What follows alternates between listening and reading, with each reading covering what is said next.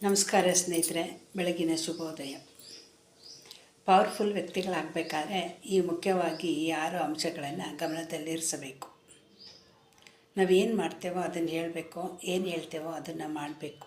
ಮಾಡದೇ ಇರೋದನ್ನು ಹೇಳೋದಕ್ಕೆ ನಮಗೆ ಯಾವುದೇ ಹಕ್ಕಿಲ್ಲ. ಎರಡನೇದಾಗಿ ಪ್ರತಿನಿತ್ಯ ಫೋಕಸ್ ಆಗಿ ವರ್ಕೌಟ್ ಮಾಡಬೇಕು.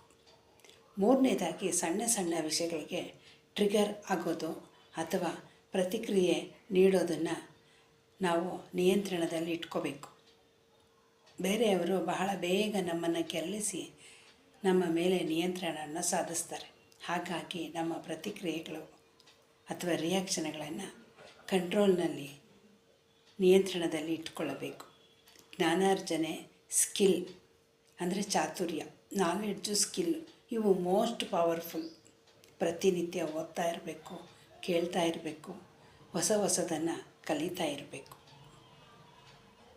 ಇನ್ನು 5ನೇದಾಗಿ 4 ಜನ ನಮ್ಮ ಬಗ್ಗೆ ಏನು ಮಾತಾಡ್ತಾರೋ ಎನ್ನುವುದ್ರ ಬಗ್ಗೆ ತಲೆ ಕೆಡಿಸ್ಕೊಳ್ಳದೆ ಅವ್ರ ಬದುಕನ್ನು ನಾವು ಬದುಕೋಕ್ಕಾಗಲ್ಲ, ನಮ್ಮ ಬದುಕನ್ನು ಅವ್ರು ಬದುಕೋಕ್ಕಾಗಲ್ಲ. ಹಾಗಾಗಿ ನಮ್ಮ ಕೆಲಸಗಳ ಮೇಲೆ ನಾವು ನಿಯಂತ್ರಣದಲ್ಲಿ ಇಟ್ಕೊಂಡು ನಮ್ಮ ಕೆಲಸಗಳನ್ನು ಮಾಡ್ತಾ ಇರಬೇಕು.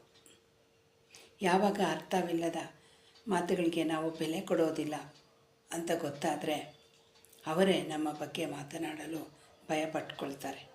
ಇನ್ನು ಕೊನೆಯದಾಗಿ ಮೋಸ್ಟ್ ಇಂಪಾರ್ಟೆಂಟ್, ಬೇರೆಯವ್ರ ಜೊತೆ ಕಾಂಪಿಟೇಷನ್ ಬೇಡವೇ ಬೇಡ.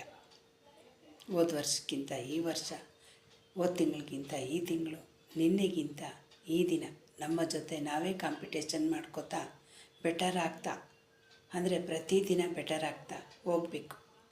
ಈ ಮೇಲೆ ತಿಳಿಸಿದ 6 ಅಂಶಗಳಲ್ಲಿ ಯಾವುದಾದರೂ 2 ನಾವು ಪಾಲಿಸಲು ಸಿದ್ಧರಾಗಿದ್ದೇ ಆಗಿದ್ದರೆ ನಾವು ಬದಲಾವಣೆಗೆ ಸಿದ್ಧರಾಗಿದ್ದೇವೆ ಎಂದೇ ಅರ್ಥ.